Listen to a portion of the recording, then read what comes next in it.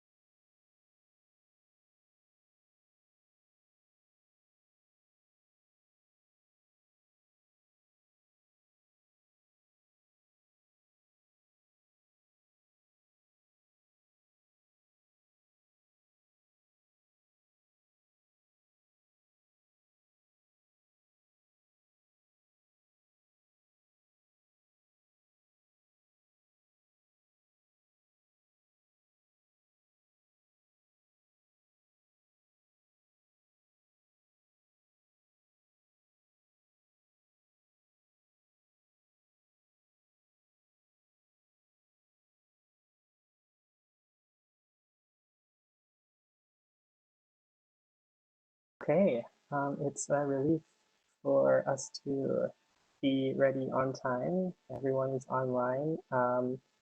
So, Rachel, you know the process. Just give us a mic check 1, 2, 3, so that we start with you on the screen. Give it around 5 seconds of silence, and then um, you can begin. I will mute myself now.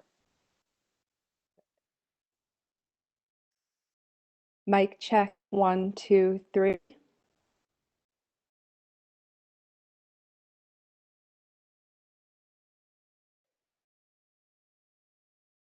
So good morning, good afternoon, and good evening to everyone. Thank you all for joining us for this session of the World Bank Fragility Forum focused on urban violence and the leadership of mayors and city leaders to address urban violence. We're very pleased that you all have joined us here today in the live version of this session, and very pleased to have most of our original panel that we had put together when we all thought that we would be together in person back in March. My name is Rachel Locke. I'm the Director of Impact Peace at the Kroc Institute for Peace and Justice at the University of San Diego, and a co-facilitator of the Peace in Our Cities initiative, which I will speak to in one moment. This session was originally planned to bring greater attention to the scope and scale of violence that takes place in cities all over the world on a regular basis, um, which is the vast majority of lethal violence and serious violence taking place in the world, is in our cities. And as our world increasingly becomes urban with demographic trends, this is likely to increase if we don't do the necessary of taking all of the wealth of tools and knowledge, and practical experience in addressing and reducing violence in cities and applying it to the problem set. So we have a massive problem, and yet we have a massive bank of knowledge and practical experience in how to address that problem. That was the original intent of this session when planned to be back in early March, at the live version of the Fragility Forum. It is still the intention of this session, but of course now we can't talk about our cities without talking about COVID-19. The pandemic has brought into pretty significant relief disparities around our world, within our countries, and within our cities. It has also brought into stark relief just how crucial city leadership and local leadership is in addressing the pandemic, from a range of perspectives, including communication, but also investments, the right policy, the right structures of coordination, et cetera. So we'll be asking our original questions, and we'll be asking a little bit how COVID has changed life on the ground and changed prospects for peace and prospects for violence. As I mentioned, this session was organized by myself at Impact Peace with our partners in Peace in Our Cities, which is an initiative that was launched a year ago, to do exactly what I mentioned, to bring greater attention to the scale of violence in our cities. Over 500,000 people killed each year in instances of interpersonal violence in cities, um, and to bring greater attention to the scale of solutions and tools that we have, both to save lives and to build peace, and to create healthier, more resilient, safer communities. Peace in Our Cities is co-facilitated by our partners at the Plus Peace Coalition and the Pathfinders for Peaceful, Just, and Inclusive Societies at NYU. We had originally planned to have joining us 2 additional mayors from the city of Escobedo in Mexico and the city of Bangui in Central African Republic. They were not able to join this live session. However, they have recorded videos of themselves, which will be available on Thursday when this session is rebroadcast by the bank. We just one matter of business, which is that on the Fragility Forum YouTube link, there is a chat box. I do anticipate we'll have about 10 minutes for questions and comments towards the end of the session. Please put those questions into the chat box if you're interested.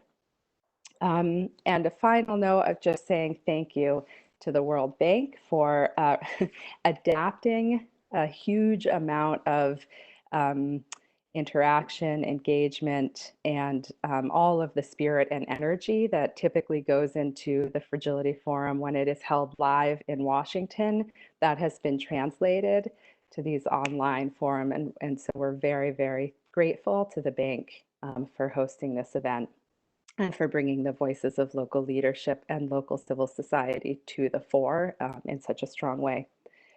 I'm very excited to be joined by 4 speakers live. In addition to the 2 videos, we have Mayor Escobar from the city of Palmyra in Colombia.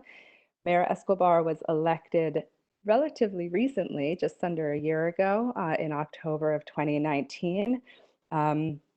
So he's really had to come into the office and faced some pretty significant challenges pretty quickly into his tenure, and has done so with great energy. And we have been very lucky to have him as part of the Peace in Our Cities initiative. He previously served in the mayor's office in Cali and so has significant experience with city leadership. We also have Mayor Whaley from the city of Dayton, Ohio, here in the US, closer to the East Coast than where I am on the West Coast. Mayor Whaley was elected in 2013 originally and then re-elected, and I understand re-elected unopposed, which is a first in city government, if I understand it. So congratulations on that. Um, she has been mayor, like I said, since 2013 and has been focusing on the areas of community development, manufacturing, and women and children's issues. Very lucky and grateful also, Mayor Whaley, to have you joining this conversation. Thank you. We will then have Beatrice Nzovu from the Life and Peace Institute joining us from Nairobi, Kenya. So we're hopping a little bit around the world today.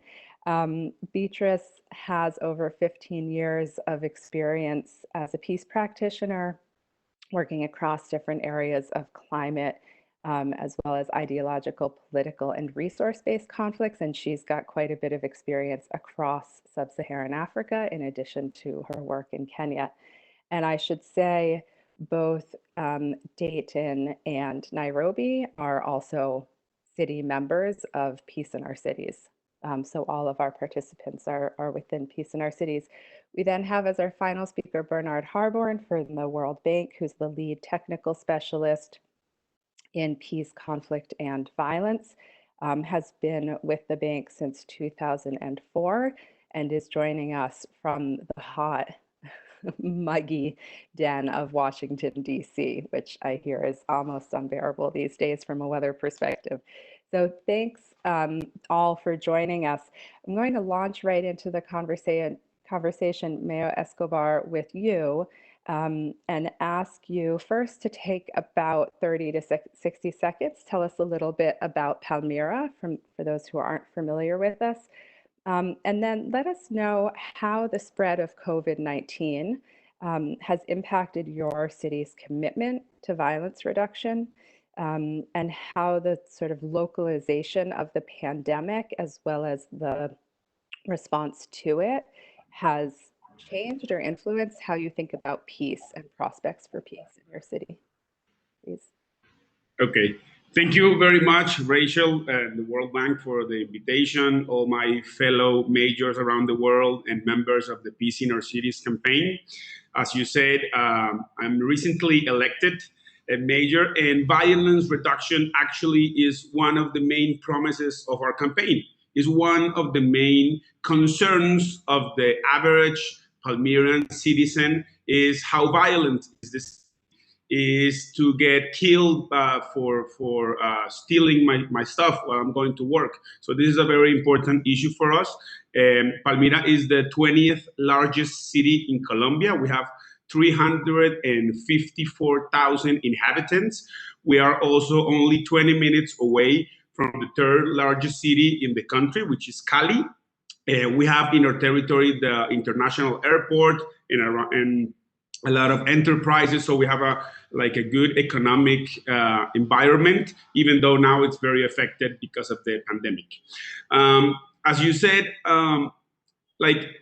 we understand, of course, violence, urban violence, as a complex and multicultural phenomenon. So, of course, we think this pandemic we fear it will generate more violence in the near future, because of these lockdown policies are having real impact in terms of employment, income generation, and of course this affect disproportionately the youth and marginalized young in the neighborhoods.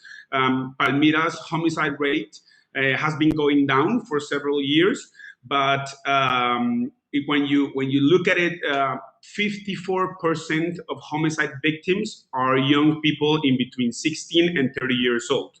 So that is what worries us. The rate has been coming down. Like our worst year was 2011, where we had 98 homicides per 100,000 inhabitants. Last year, we closed that indicator around 36 to 40. It depends on how you look at the population, because we had a recent census in the country. But like talking about this year with the pandemic, or like the first 3 months of the year without the pandemic lockdown, we were having a 29% reduction in homicide. During the lockdown, we have had even more reduction in homicide, of course, because we're asking people to stay at home. This homicide rate has gone down around 60% during those other 3 months, April, May, June. And we actually closed the first semester of 2020 as the most peaceful semester since 2005. But of course, we are fearing that this dynamic will change as the economic crisis comes before the pandemic. Also, the other thing you asked was the localization and how peace looks in our cities. I think this is very interesting because maybe the main contagion conglomerate where COVID is right now actually fits very well with more marginalized neighborhoods. So the spread of the virus is a lot quicker in some areas of the city where violence historically has been. And also, I think the peace concept has also changed, because now we have, during the weekends, people call the police the most, not to say I'm getting mugged or somebody is getting killed, but to denounce that somebody is having a party, because we are supposed to be in a lockdown. So now, like, the police number rings all day and all night denouncing parties. And that's kind of crazy, because now we have the police closing parties. So that's kind of what my answer will be.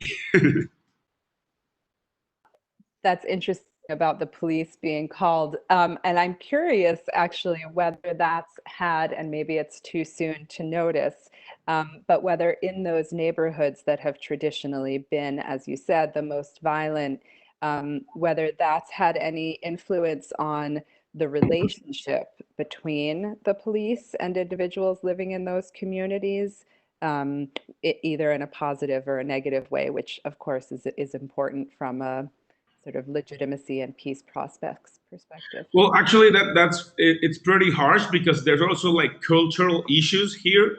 So it's very hard for people. I think when we have a lockdown of 4 months and we don't know where it's gonna end, it's like so hard that people prefer to deny it. So now around the world, there's a lot of people with these crazy stories about COVID being fake, or COVID being 5G antennas, a lot of stuff. So it's like people rather deny this reality. And so when the police comes to end a party, actually that has created problems of violence from communities to police, because they don't understand why. They don't party, and that's a big issue, actually. I don't know how you would call that, but it's a thing where people do not want to accept these new rules that we are upon.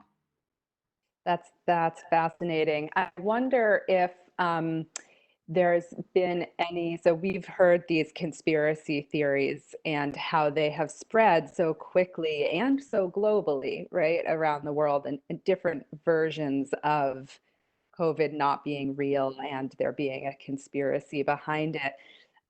Has there been benefit to being connected to city leadership and otherwise around the world in either countering those conspiracy theories, or in thinking about how broadly to reduce violence or enhance peace in your city?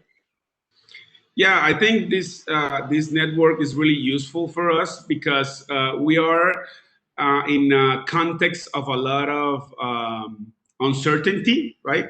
So we really don't know how to there's no textbook about how to deal with pandemics, or how to deal with violence generated by pandemics, or like big shocks. I was actually reading Naomi Klein, because she has written a lot about the shock therapy and all that kind of thing. So I'm kind of reading those type of books to try to know where we're actually confronting here. We have our strategy of violence prevention, which comes with interruption, intervention, prevention, and safe environments. And I think this pandemic has also made that this strategy is more important now because we don't know what we can face after COVID. And so it's really important in an uncertain environment to be able to talk to other majors and around the world and say, hey, how are you approaching this? Because it's going crazy. So we need to know and compare what other cities are doing, and that is really helpful. It's like co-learning in real time with the emerging dynamics that we're seeing. Just given that precisely what you just said, and there's been stay-at-home orders, as the pandemic shifts, and as there's maybe an opening up, and I'm not quite sure where Palmyra is exactly in the reopening. How do you see the potential for the pandemic shifting sort of your long-term thinking about public health and long-term thinking about violence reduction strategies, if at all? Well, actually, it's quite interesting because Colombia, like South America in general, I will say, we had to see when the virus was only coming into our countries, it was the exact same time was when Europe was having the worst crisis. So since we saw that on live TV, we actually came with lockdowns very soon, very, very soon, like 10 cases and we locked down. And that maybe, I don't know, was a mistake because lockdown policies are not sustainable. So we had to start reopening when we hadn't had the first peak of the pandemic. So that's kind of, so we started reopening in June, but right now, actually, we're having the worst numbers we had since March.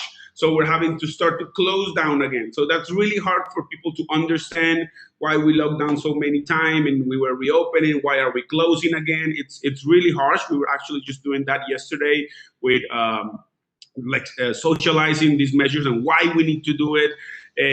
But as I said, we find that actually public health and violence reduction strategies are very related because they require to work with communities in order to get those problems fixed. We require, as a public health strategy, to talk to people, to make them understand this is really important to take care of ourselves, to use bioprotection gadgets and all that. And of course, violence reduction also happens like that. It's not, we don't believe it's with police that this problem is structurally resolved. We believe we need to interrupt in communities that violence, dissuade the violence actions that happens in between the people of one neighborhood and the other because they have historical issues. We need to make an intervention in those communities specifically and prevent and make safe environments and also provide access to justice. So our strategy is very well aligned with what we think is a public safety approach and a public health approach. And we just got approved from our development plan from the city council. Our strategy was approved as part of our development plan, and now we are in the moment where we are going to start to implement and actually see if this works in the clusters that we have defined in the city, because violence is not equally distributed. It's in especially some parts of the city. So we're going to start with our strategy now, and we're planning to invest $1.5 million in the next 4 years in only the 22 neighborhoods that have the 50% of the homicide violence. And that is only like 10% of all neighborhoods in the city. So this is very well geolocalized. Yeah, important point about how violence tends to concentrate in particular areas among particular people. Thank you so much for giving us a little bit more of a view into Palmyra and to what you're doing. Mayor Whaley, I want to turn to you because I think there might be some interesting overlaps indeed between what Mayor Escobar was saying and what your experience may have been with COVID-19 and the pandemic, but also some of these themes that were just mentioned in terms of public health approaches and public safety, as well as how violence concentrates. So to kick us off, can you give us just, again, a brief visualization of the city of Dayton, Ohio, and then talk a little bit about how COVID-19, again, has influenced or impacted your commitments to violence reduction and peace in your city? Well, thank you, Rachel, and it's great to be here and on with you all this morning on impacting peace in our cities, and particularly talking about issues around urban violence. For us in Dayton, Dayton is a city in the middle of the country in the state of Ohio. We are a smaller community, around 140,000 people, and a community that is very diverse. And what we have seen, particularly during COVID, like many cities across our state and country, is actually a pretty dramatic increase in gun violence during this time. It is concerning to us. We think there has a lot of violence in general is actually increasing during the time of COVID, just because the social safety net in America isn't very strong. And so a lot of the techniques and tools people have to deal with challenges quickly turn to violence in our community. We have been sharing this with other mayors across the country, and it's something that we continue to worry about. We've had in the past gun violence we've seen rising.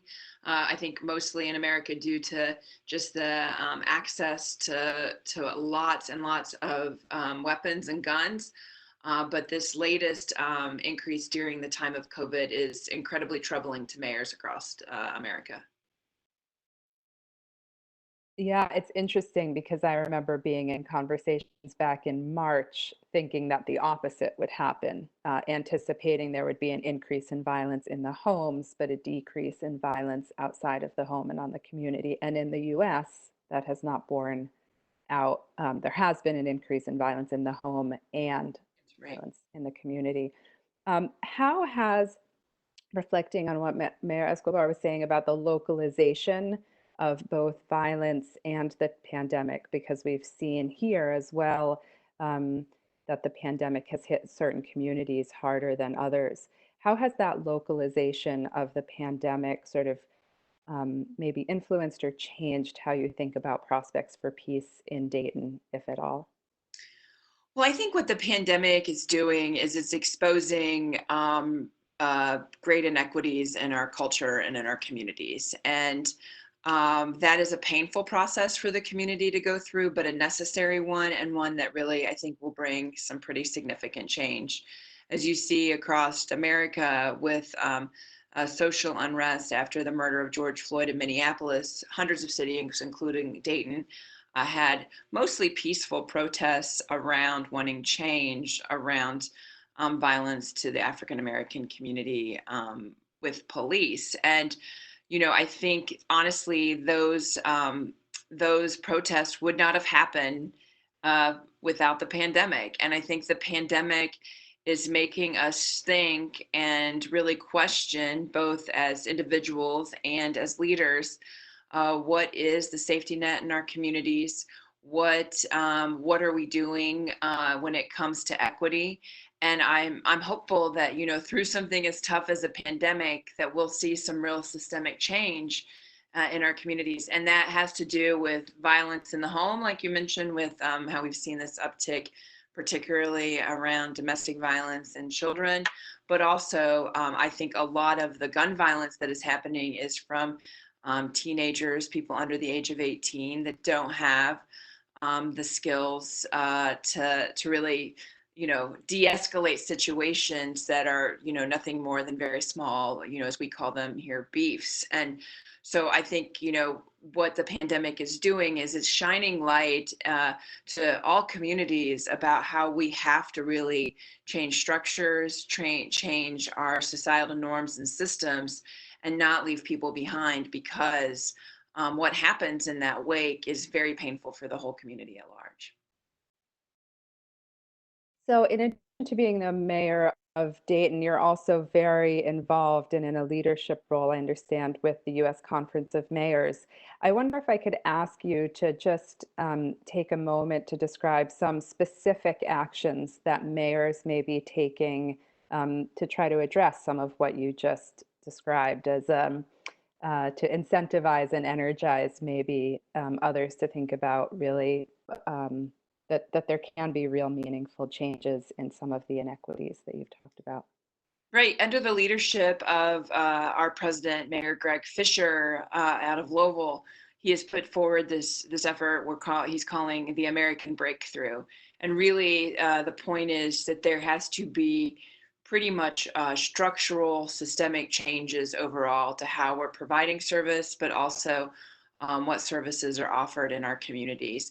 And if you think about what's been happening in America for the past 40 years, we have really completely frayed the safety net of America. I think for the benefit of inequities that we haven't seen the likes of since 100 years ago in the early 1910s and 20s during the robber baron era of our country. And those effects we are feeling on the ground as mayors in our community. And so Mayor Fisher is looking at, and his teams are looking at, how we really break down the issues of poverty. What do we do as our communities are ravaged by gun violence and senseless killings in areas? How do we really broker the trust of community policing between our police forces and our diverse communities? How do we protect those that are new to our communities to make sure that they have full rights to participate in our cities, which makes them more full? These are the very difficult questions that mayors across the country are putting forward. I think in America, mayors and cities are the vanguard of what is next and the incubators of new ideas. And we're seeing that in action with the U.S. Conference of Mayors during this pandemic, which I think, again, is a painful time, but a time of change and excitement for those of us that are seeking change in our communities and our country. So I'm going to have an opportunity to sort of bring this to this part of the discussion to a wrap on a hopeful note. So it sounds as though, even though it is a very painful time, you see hope. How do you see us, or what do you see are the necessary actions to really take advantage of the attention that's being highlighted right now on, again, the inequities, both at the leadership level and with communities? So where do you see hope, and how do we really sustain that hope over time to lead to real change? Yeah, I'm very excited about the conversations that are being had right now in Washington, D.C. I think they're the beginning of seeds around how we're really funding our systems. What do our children really need to succeed in this new economy? And it doesn't seem, in the past, it seemed to be a little more at the edges, and now it seems to be going right directly to these inequities. I also say on the ground too, Dayton is a city that is around 40% African American and 50% white. And what has been really telling during the summer is the African American community has known innately and felt that there has been systemic racism, that the systems in place in America have been put in place so they do not reach their full potential. What is interesting is white America and white Daytonians are realizing that this exists. And so one community is having an awakening from a community that knows this very, very deeply and has personal experience in it. And so that is a huge opportunity for us. And we're experiencing as well on the ground a generational change in leadership that we really haven't seen in such a dramatic way, probably in 50 years. And so those kind of changes and opportunities and belief of new thought, give, I think, lift to mayors across the country about what can be and the opportunities of what we can look like, both coming out of the pandemic, but also what our communities can be like for this next generation that has had pretty wild change and upheaval, pretty constant because of how quickly our world and country are moving right now. I have to say, I don't envy those who are teenagers and college students right now and trying to cope with all of the changes. It's quite an intense period of time. Well, I'm going to pause there on a moment of hope. I think it's really important for us to maintain and sustain and talk about hope, because that is what will take us forward and allow us to emerge from this period better. I want to switch over, Beatrice, to you, over to Nairobi, to ask you for a picture of what's happening where you are in particular with regard to the impacts of COVID-19, the pandemic, how that has maybe shifted what has been understood to be Nairobi's commitment to violence reduction. And similar questions, sort of how the pandemic may have shifted or influenced what prospects for peace. And you're a peace practitioner, you've been working in this space for a long time. Do you see a shift in prospects for peace in Nairobi? Please, over to you. Thank you, Rachel. Thanks to the Peace in Our Cities initiative, as well as the World Bank for this opportunity to share just a little bit about Nairobi. Nairobi is a city, capital city in Kenya, in East Africa, and also considered a regional hub in many ways because of where it's located. It has a population of about 4.5 million people. And directly onto your question, I think COVID has practically halted the city's capabilities to address violence. Not so much its commitment to some of its violence reduction strategies, but because there have been some systemic challenges that the city has been faced with that then have been revealed during the pandemic. And so in some ways it has been seen to be ill-prepared. And so let me just exemplify this. Nairobi has had some leadership challenges. So right about when our first COVID case was announced, which was in March this year, the governor, who is sort of the mayor of Nairobi, or the counterpart in terms of Nairobi, was allegedly had some corruption cases against him. And so the national government then decided that some of the functions should be handed over to what they are now calling the Nairobi Metropolitan Service. And of course, it's led by somebody who came in from the military and who is now the one collecting revenue. And so in the midst of the pandemic, then it meant that the governor of Nairobi was unable to respond. And it also meant that immediately then it became difficult for the city to deal with the violence issues, because for peace and security issues, that still remains the responsibility of the national government. And sort of the city then has to play catch up in terms of finding its space. Another challenge has, of course, then been an increase in state violence, because when there was a lockdown introduced as well as the curfew, Nairobi saw a number of extrajudicial killings. So as at June this year, there were 17 reported deaths and 95 complaints of police misconduct. And then 13 other deaths resulting from people complaining, oh, I had to, somebody jumped into a river because they were fleeing from the police because it was past curfew. And then there was also the death of a 13-year-old Yasin Moyo, who was shot on his balcony a few hours after curfew. He was playing on his balcony. And so all this was in an effort to ensure citizens adhered to the dusk to dawn curfew. But then some of the sentiments emerging from civil society were that, during the pandemic, the police have killed us more than the virus. And so this doesn't augur well in terms of creating public trust, particularly during this period. And then, of course, there have been unsafe public spaces because there was an increase in crime, particularly robbery with violence and thieving because of loss of jobs. So there was a lot of challenges with the economy, people who are trying to survive.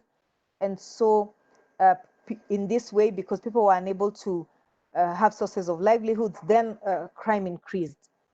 And but then also the other spike was creation of dangerous private spaces, because now homes were supposed to be presumably safe for everybody. But then, of course, homes are not exactly safe because there's been an increase in sexual and gender-based violence, with perpetrators being mainly close relatives, guardians, the persons living with the victims.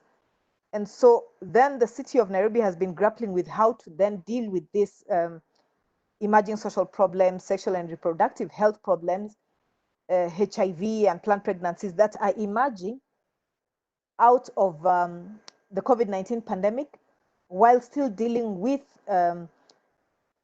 trying to get enough beds in hospital and trying to respond to other health concerns. So it indeed has been a challenge.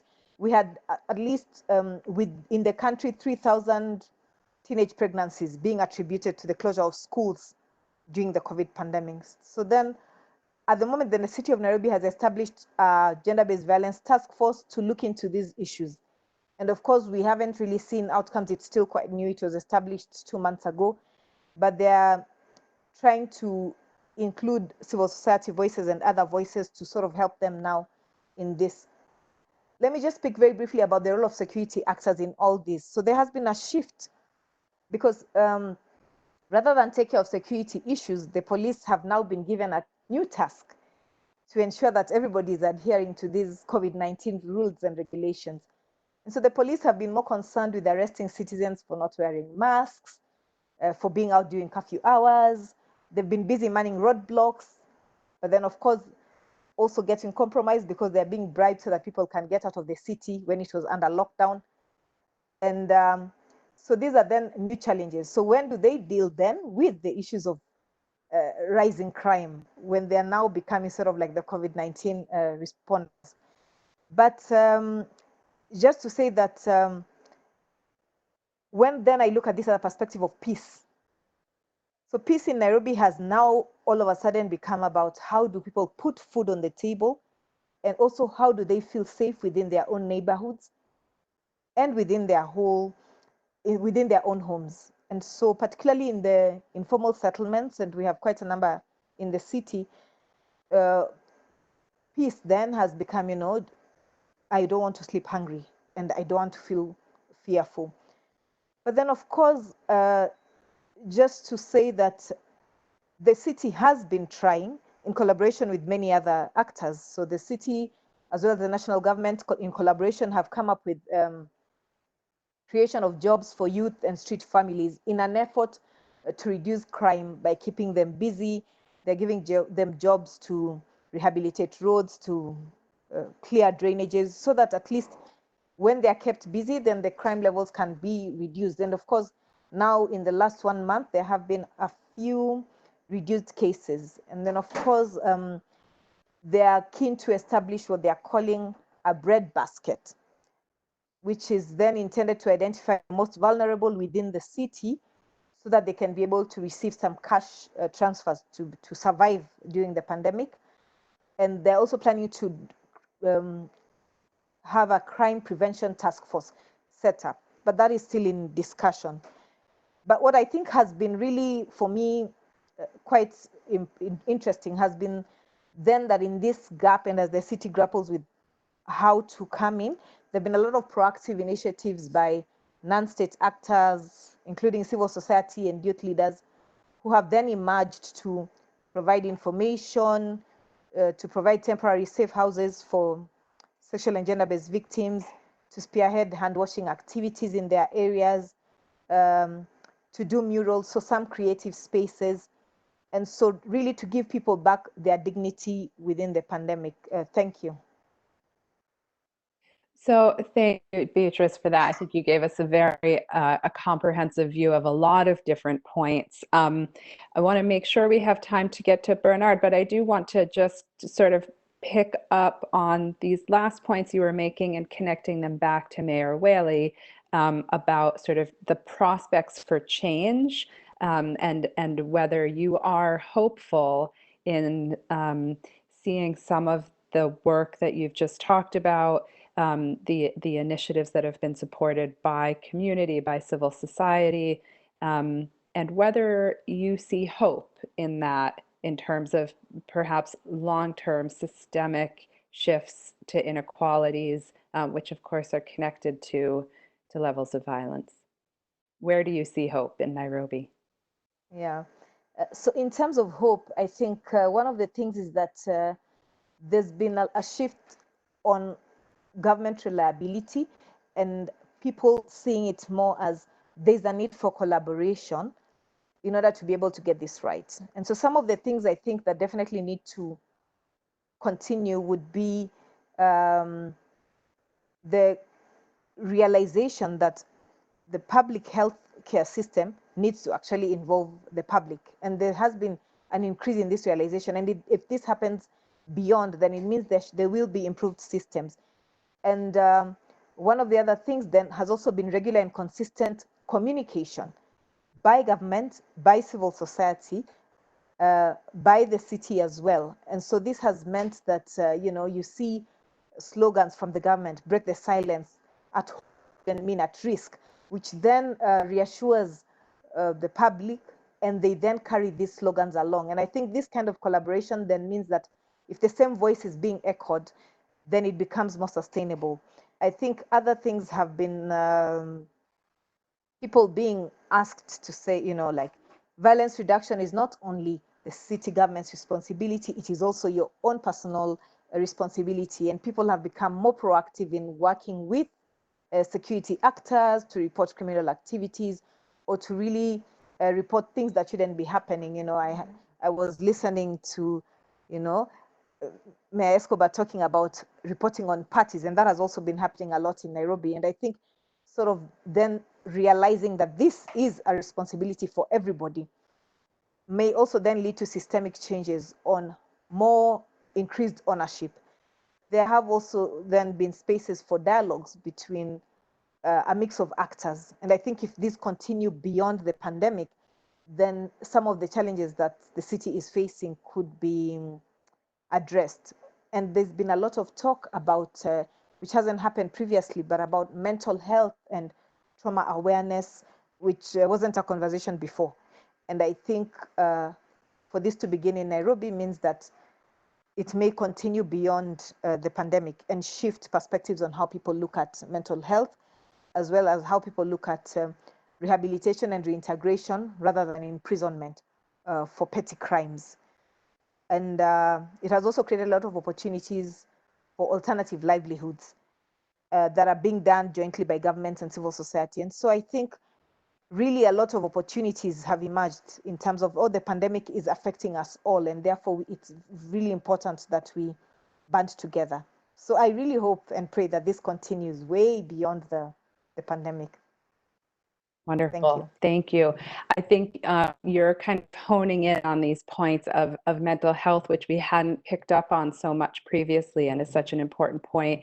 And also the role of security actors and responsibilities at the city level versus the state level, the national government, so incredibly important.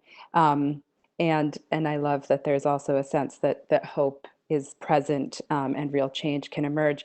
Bernard, I'm going to put you a little bit on the hot spot now and ask you to reflect. We've heard a lot, I think, from three very different contexts, but some similar themes have emerged.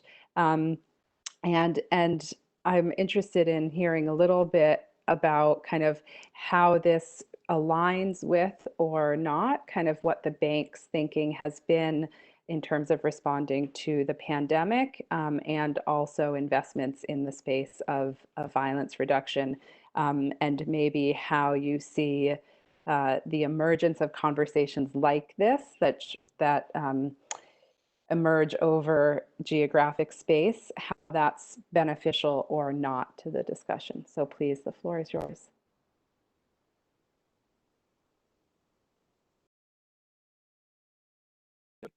I hope everyone can hear me well. This, as you say, a very interesting and timely set of discussions. And I think one thing that really strikes me is that, and looking for hope and silver linings in all this global mess, if you will, is the universality of many of the themes that have been discussed today and are out there in the discourse. And what's interesting for being a bureaucrat, dare I say, inside the World Bank, is that many of these themes are now becoming part and parcel. And whereas before issues around patriarchy, around race and discrimination, around mental health were not necessarily taboo, but were not part of our daily discourse. And now they are. How that becomes actually structural and operationalized in terms of our financing and lending is the big question that outsiders here today need to keep asking and badgering big institutions like the bank. So although there are huge disparities, obviously still between North and South, what's interesting is these issues of fragility and competence. Who's a fragile leader and who's a competent leader are becoming very converged. And I think it was in one conversation that we had with Rachel Kleinfeld where she was saying the whole question of what is fragility is obviously needs to be tossed out the door and rethought. Issues around inequality, violence, and on the flip side, police reform, basic income, safety nets. These are striking all of us wherever we sit and work. I think also what's interesting about the convergence of these themes is that because of resources, there are great institutes like the Kroc Institute, Chicago Crime Lab, JPAL, where practitioners like us can go to for the big question that mayors will ask, which is what works, what doesn't. And so I think that applicability of that research, the need for North and South practitioners and researchers to converge also around these themes is really important. In terms of what we're doing in this space, as many of you know, the bank has committed extraordinary sums over the next 2 years for the responding to the COVID-19 impacts, 150 billion over the next couple of years. The frontier, if you will, was focused on the public health response and the whole question of fiscal stability, given the massive drop in revenues and so on. The second tier is now really aimed at protecting the poor and the vulnerable, essentially through safety net programs and or community approaches. I think the big question for me, and which is where we need mayors and outsiders to keep banging on the door, is the question to which we look at front and center in terms of violence reduction itself. We have a new FCV strategy, a fragile and conflict and violence situations strategy, which came out in February.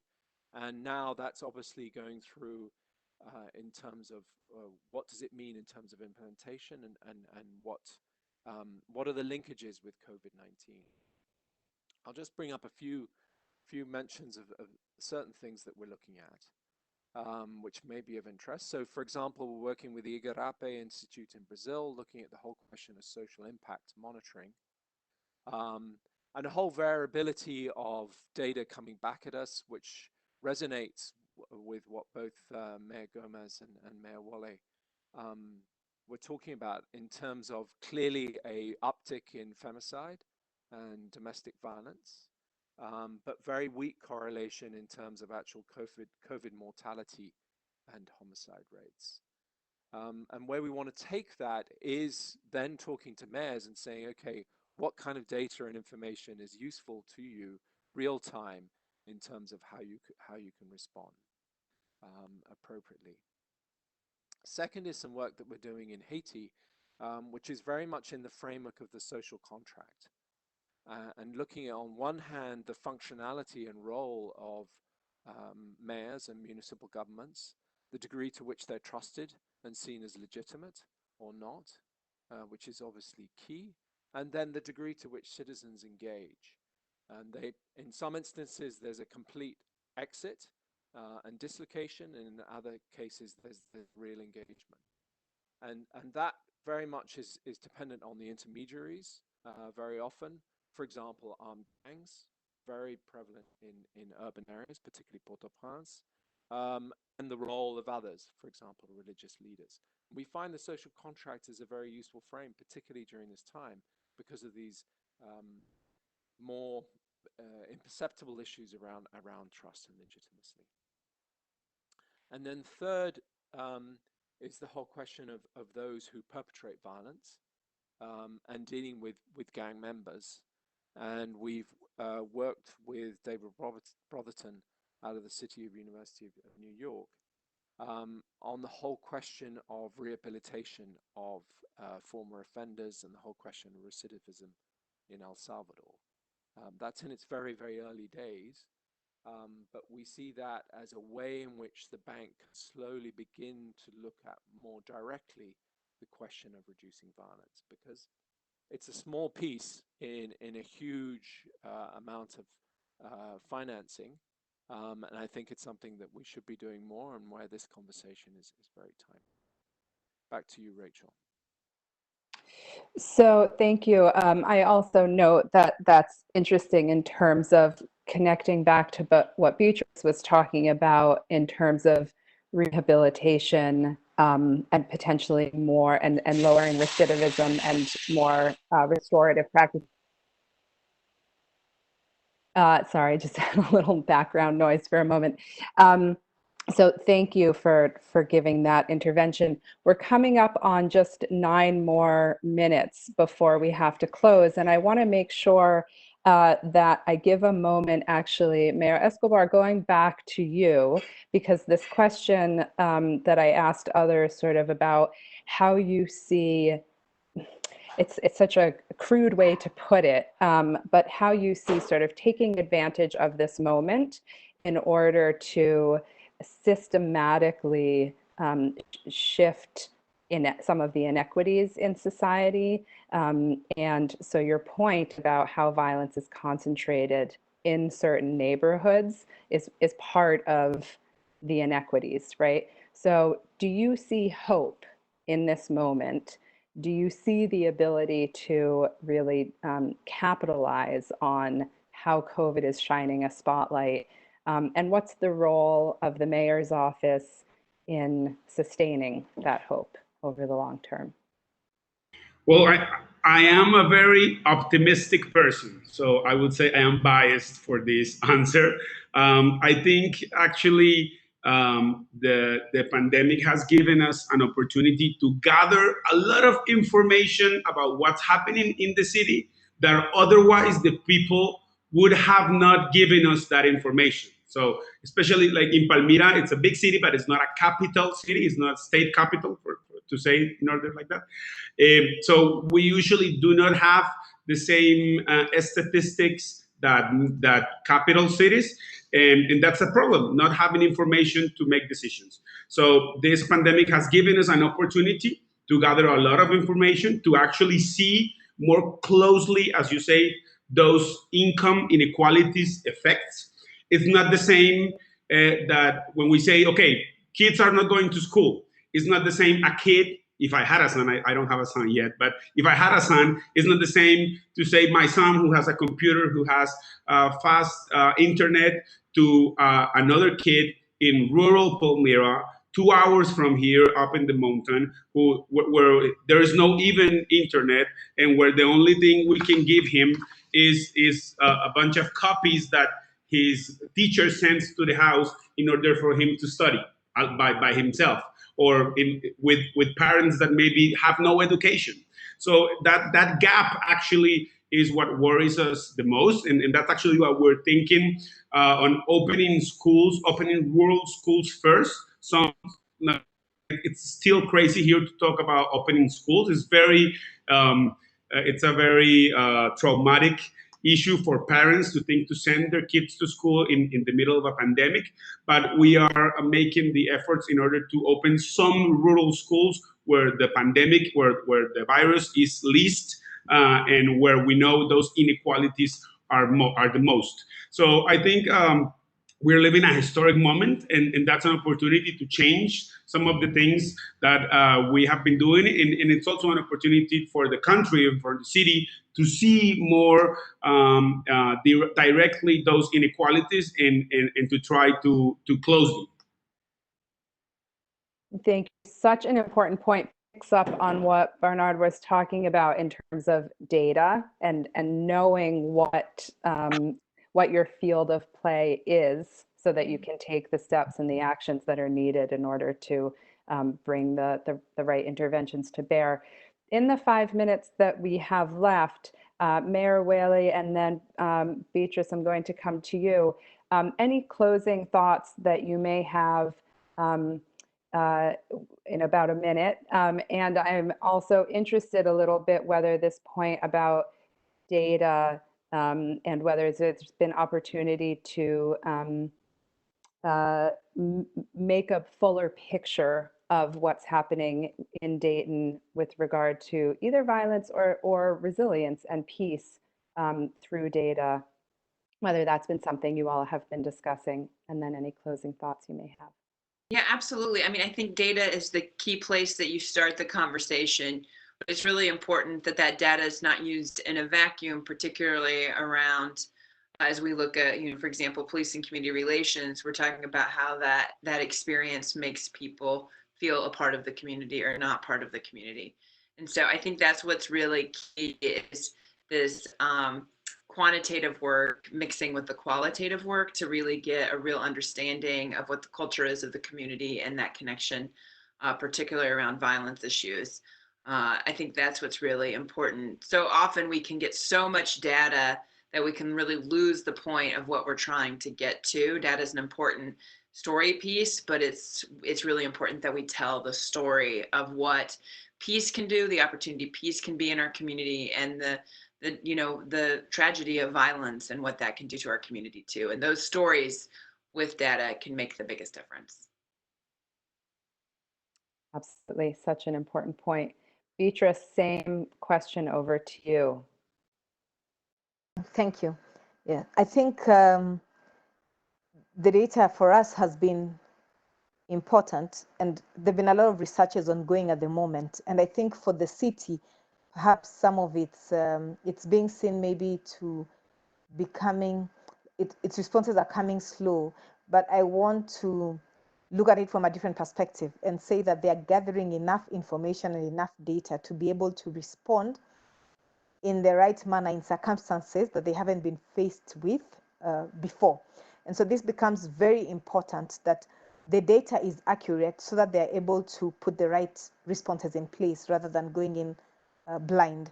And just to say that I hope that from all the data and all the research, it's eventually going to lead to learning. That we are not going to, the world is not going to operate as it did previously once a vaccine is found, but rather that this is going to be a moment of learning on how do we really address the emergent inequalities, the various challenges, but also the various potentials that have emerged during this time. Thank you. Wonderful, thank you. So it's interesting that you made this point. Peace in Our Cities as a network brought together our membership back in February in Amman, when many of us were still able to travel. And we had this conversation about data and research gaps and identified the cities. So your cities and others identified various needs for increased data collection, many of which you have all articulated. And then very quickly realized, Beatrice, as you were just saying, once March and April were upon us, that what's really needed is that data, but that data in the context of an exceptionally dynamic context that COVID has brought to us and how things are changing so quickly. And going back to the point about how to deal with violence in a situation that we've never dealt with before, and just how crucial collaboration and having peer networks, whether it's Peace in Our Cities or the U.S. Conference of Mayors, Global Parliament of Mayors, all of these networks have been incredibly important to help people sort of to think on the job, right? And use data and use different techniques and tools. We are at the end of our hour. This has been an incredibly enjoyable conversation from the perspective of seeing hope. I think this is really important. It's also, I think, shed a lot of light on various different areas, including, of course, what we've ended on, the importance of data, the role and relationship of police and communities with violence, and with the overlapping pannier of COVID-19, just how important, and I hope we've brought stark relief to this leadership is, and where leadership is fragile, where there's a lack of legitimacy, a lack of trust, just how impairing that could be, and the important role of inequalities within societies, and both addressing acute violence that's happening today and the broader systemic inequalities that exist in societies. I want to thank hugely all of our panelists for joining us this morning, this afternoon, this evening, depending on where you are. I have watched the sunrise where I am. I want to thank also the mayors from Bangui and from Escobedo, whose videos will be available on Thursday on the rebroadcast. And finally, huge thanks to the World Bank for hosting this conversation and amplifying these voices. With that, good days to you all, and let's continue to forge ahead with hope. Thank you all. Thank you. Oscar and Beatrice.